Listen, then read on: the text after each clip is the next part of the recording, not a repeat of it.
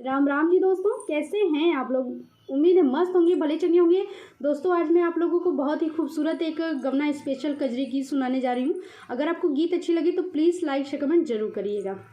बेटी खेल न ले तू सुखे साल सवनवा बाय, फिर नहीं हर सपनवा बाय ना।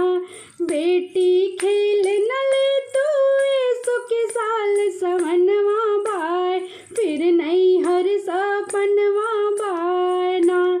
आई है ससुर दुआर लेके गवाना तोहार, आई है ससुर दुआर लेके गवाना तोहार। उनके आगे पीछे बातें सो अभिरनवा बाय, फिर नहीं हर सपनवा बाय ना।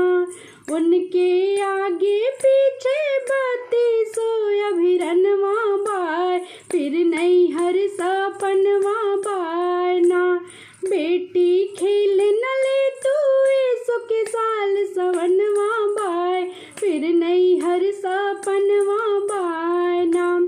आई है भसुर दुआर लेके गाड़ी भर सामान, आई है भसुर तोहार लेके गाड़ी भर सामान। उनके आगे पीछे बातें सो ड्राइवर वा बाय, फिर नहीं हर सपनवा बाय ना।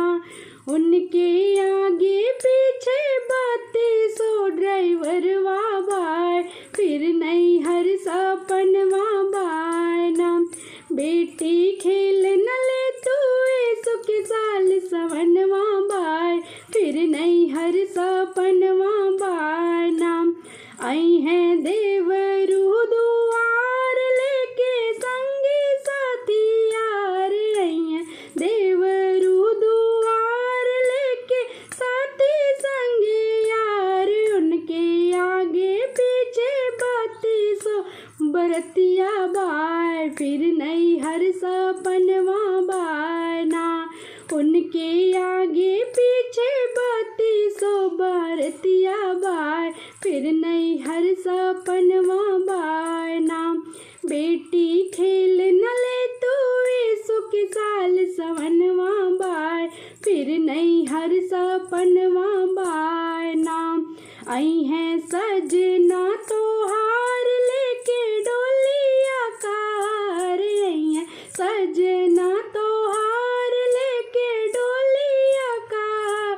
उनके आगे पीछे बातें सो कहरवा बाय, फिर नहीं हर सपनवा बाय ना।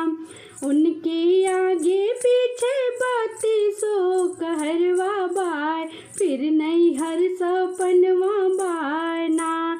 बेटी खेल न ले तू सुखे साल सवनवा बाय, फिर नहीं हर सपनवा बाय ना। बेटी खेल न ले तू सुखे साल सवनवा बाय, फिर नहीं हर सपनवा बाय ना। प्रणाम दोस्तों।